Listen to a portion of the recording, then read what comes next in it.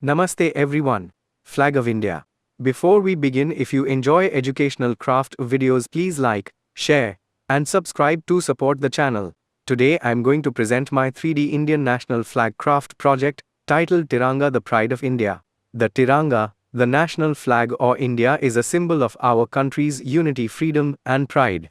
To make this 3D Indian national flag, I used a 4-chart paper, orange, white, and green craft paper, blue paper, glue, scissors, a pencil, a ruler, and a flagpole stick.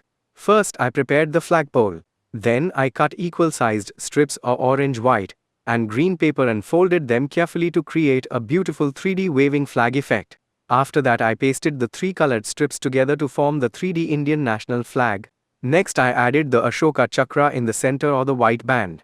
It has 24 spokes, which represent progress, righteousness, and continuous movement.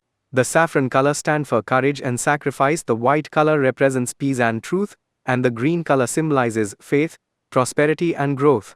To make the project more attractive, I decorated it with paper flowers, birds, clouds, and the red fort, giving it a patriotic look.